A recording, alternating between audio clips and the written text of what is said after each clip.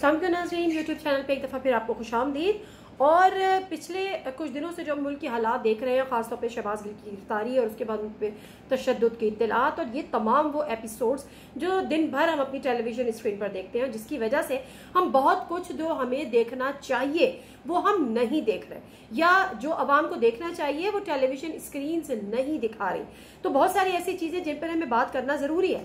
हम क्यों नहीं बात कर रहे उन सैलाब ज़दगान की, हम क्यों नहीं बात कर रहे उन लाशों की जो इस सैलाबी रैले में बहती चली जा रही हैं और कोई उनका पुरसाने हाल नहीं है, क्योंकि मुल्क में सियासत हो रही है। हम क्यों नहीं बात कर रहे इस महंगाई की, उन बिजली के बिलों की जो हजारों में तादाद जिनकी बढ़ती चली जा रही है। फल हो गए, सब्जी हो गई, गोश्त तो बहुत दूर की बात है, दालें गरीब के दस्तरस से, गरीब की पहुंच से बहुत दूर होती जा रही हैं, लेकिन हम उसकी बात नहीं कर रहे। क्या हमें और आपको ये बात पता है कि इस जो महंगाई की शरह है वो 42% इस मुल्क में हो गई है। मुझे अच्छी तरह से याद है जब 17% होती थी, 18% होती थी और 20% भी शायद कभी टच की हो पीटीआई के दौर में, तो हम समेत, मुझ समेत, हम शोर डालते थे। हम अपने जो हमारे लोअर थर्ड चल रहे होते हैं, स्क्रीन पे जो चीजें चल रही होती हैं उसमें हम वो चीज ऐड करते थे और हम पीटीआई के जो गेस्ट होते थे हमारे प्रोग्राम में, हम उनसे ये सवाल उठाते थे, हम चोट डालते थे। लेकिन आज 42% हो चुकी है महंगाई की शरह, लेकिन उस पर कोई बात करने वाला नहीं है। गरीब किसके पास जाए? मीडिया एक गरीब की एक आवाज होता है, उसका वाहिद सहारा होता है। जब वो शोर डालता है तो गरीब को ये लगता है कि शायद उसकी दादरसी होगी या उसकी आवाज कम से कम कोई पहुंचाने वाला है या उसकी आवाज से आवाज मिलाने वाला कोई है। ऐसा कुछ नहीं हो रहा। एक और चीज जिस पर आज मुझे अपना वीलॉग भी करना है वो है सवात में तालिबान की वापसी। अच्छा, जब मैं तालिबान की बात करती हूँ ना, और जब बात करती हूँ तहरीक तालिबान पाकिस्तान की, तो एक जर्जरी सी आ जाती है। उसकी वजह यह है कि हमने देखा है स्वात ऑपरेशन। मैंने वहां पर 8 से 10 दिन केपी में रहकर, खैबर पख्तूनख्वा में रहकर हमने वो विटनेस किया है। हमने देखा है कि किस किस तरह, और हमें बताया गया है कि किस किस के घर से किस किस तरह लोगों को मारा गया है, क्या क्या जुल्म वहां पर हुए। फिर उस ऑपरेशन के दौरान किस तरह से आईडीपीस आए और उन्होंने घर से बेघर हुए और उसके बाद उनको किस तरह से मुश्किलों से और कैंप्स में रहे, टेंट विलेजेस उनके लिए बने, शदीद गर्मी और हब्स में, और फिर उनको घरों को वापस भेजा गया। अब आज अगर ये बातें हो रही हैं और ये खबरें कहीं ना कहीं आ रही हैं, कुछ वेबसाइट्स हैं जो ये बातें कर रही हैं, तो मैं खुद भी मैं सोच रही थी कि मैं इस पर कुछ देखूं, कुछ खंगालने की कोशिश करूं, किसी से बात करने की कोशिश करूं। और जब से मैं ये बात कर रही थी, मैंने इस पे ट्विटर पे कुछ इस हवाले से बात भी की थी कि तालिबान की वापसी हो रही है। नाम सुनते ही फ्लैशबैक्स आने लग जाते हैं, तो वो जिक्र करना जरूरी था। हुआ कुछ यूं कि स्वात के इलाके मट्टा में खासकर कुछ ऐसी मूवमेंट्स देखी गई जिस पर ये शकूक शुबात ने जन्म लिया और बाद में उनकी तस्दीक भी हुई कि वहां पर तालिबान की वापसी हुई है। उसके बाद एक वीडियो सोशल मीडिया पे बहुत ज्यादा वायरल हुई जिसमें हमने देखा कि वहां के डीएसपी और एक आर्मी ऑफिसर को यरगमाल बनाया हुआ था, जख्मी डीएसपी भी थे। लेकिन उसके बाद की कहानी शायद बहुत सारे लोगों को नहीं पता हो। जो हुआ ये था कि जब वहां पर कुछ इनकी इत्तलात पर कि तालिबान वहां पर वापस आ गए, इन्होंने सोचा हम जाके वहां पर उनके खिलाफ कोई एक्शन करें। उनके अपने तौर पे उन्होंने सोचा, जब वो वहां पर गए उसके जवाब में तालिबान ने ना सिर्फ उनके थाने पर भी हमला किया और उनको जख्मी भी किया, यरगमाल भी बनाया। और उसके बाद उस डीएसपी का अपना कोई जानने वाला था, नईम, जो कि तालिबान का कमांडर था, उस पर उनका जिक्र किया कि नईम कहाँ पर है, तो उनको रियलाइज हुआ कि ये किसी को जानता है। फिर ऊपर पहाड़ों पर उनको ले जाया गया, वहां से बल्कि नईम को बुलाया गया और फिर उसने कहा कि ओह ये तो आप हैं, हमें तो पता ही नहीं था। फिर उनको लेके गए, उनकी मरहम पट्टी की और उनसे माफी मांगी, कहा कि जी हमें पता नहीं था कि आप है, क्योंकि वो उनके जानने वाले थे। लकीली तो वो बच गए।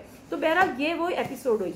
फिर हमने ये भी देखा कि अभी भी हमें पता है कि ख्वाजा किला और दीगर जो 2 जगहों पे बल्कि दीर और बाजोड़ में बम धमाके हुए। अब इन धमाकों में इंसानी जानें भी जाया हुई हैं, लेकिन इस पर हम बात नहीं कर रहे क्योंकि हम इस साथ शहबाज गिल की स्टोरी कर रहे हैं। शहबाज गिल की जो केस है वो कोई छोटा नहीं है, मैं अर्गिज ये नहीं कहूंगी, लेकिन वो बड़ा केस है।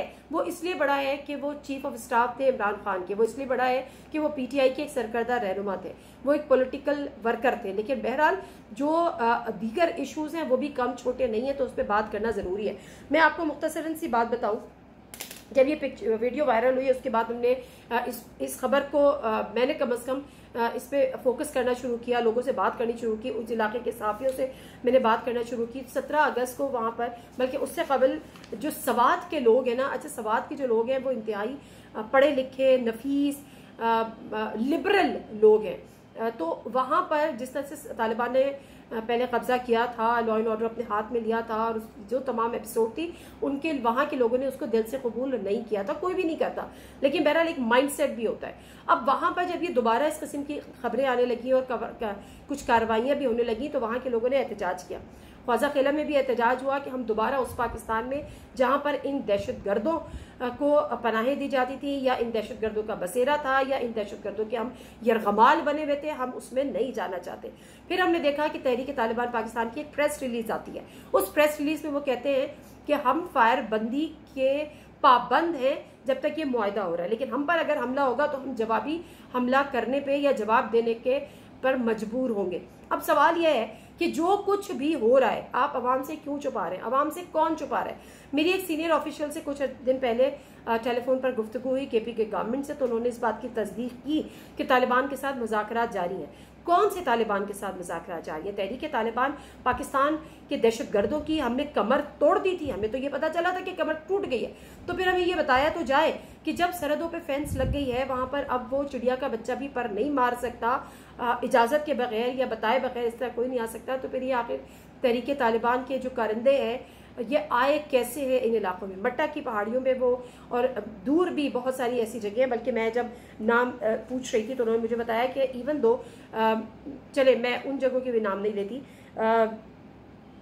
गटब्योचार की पहाड़ियाँ, बालासोर, कनाला, यहाँ पर, और ईलम की पहाड़ियाँ, ये वो जगह है जहाँ पे एक लंबा पहाड़ी सिलसिला है और बहुत दूर दूर स्कैटर्ड वहाँ पे घर बने हुए, वहाँ पे इनकी तादाद है। फिर हमें इधर उधर की सोर्सेज से पता चला कि जी ज़्यादा इनकी नहीं है, 100-150 है। लेकिन आज मुझे वहाँ के एक लोकल बंदे ने खुद ये बात बताया। मैं वो फिलहाल तादाद कोट नहीं करना चाहती, मैं चाहती हूँ कि जो जिम्मेदारान हैं, जो अथॉरिटीज़ हैं, वो खुद बताएं और आवाम को बताएं कि इनकी वापसी कैसे हुई, ये वापस आए हैं कि नहीं आए हैं, ये कहाँ कहाँ पर हैं, और उनके खिलाफ आप कौन सी कार्रवाइयाँ कर रहे हैं, और उनसे क्या मुआहदे किए जा रहे हैं, किन शराइत पर मुआहदे किए जा रहे हैं। तो इसलिए फ़िलहाल जो तादाद मुझे पता चली है वो मेरे लिए, मेरे रोंगटे खड़े कर देने के लिए काफ़ी है, लेकिन वो तादाद मैं अभी फ़िलहाल शेयर आपसे नहीं कर रही। ये ज़रूर है कि वहाँ पर ये चीज़ें हो रही हैं, वहाँ पर ये चीज़ें बड़ी आम हो गई। और एक और बड़ा दिलचस्प किस्सा सुनाऊं, मुझे किसी ने बताया कि जाहिर सी बात है जब वो वहाँ पर आए हैं, कुछ लोकल्स भी हैं जो पहले थे, वो चूंकि उनकी तादाद कम हो गई थी, उनके खिलाफ ऑपरेशन करके वो यहाँ से चले भी गए थे, तो वो भी चुप साध के बैठ गए थे। लेकिन चूंकि बाहर से भी आए हैं तो उनको दोबारा से एक स्ट्रेंथ मिली है, वो उनके साथ शामिल हो गए। हाल ही में पता ये चला है कि जाहिर से जब वो यहाँ पर आएंगे तो उनको अपना खाना पीना हर चीज़ की उनको अपने एक्सपेंस भी उनको अपने कवर करने। वो करीबी घर में गए और उनकी गाय उन्होंने ले ली और उनसे कहा कि जी हमें ये गाय काटनी है क्योंकि हमें अपने खाने पीने का इंतजाम करना है, और उनसे वो गाय उनकी लेकर चले गए। आपको पता है कि ये गांव देहात के लोगों के लिए उनका लाइफ स्टॉक कितना इंपॉर्टेंट होता है। और फिर मेरा सवाल ये था कि उन्होंने इजाजत उन्होंने कैसे दे दी अपनी गाय? तो वो उन साहब से जिनसे मेरी बात हो रही थी वो हंसते हुए कहने लगे कि उनको कोई मना कर सकता है?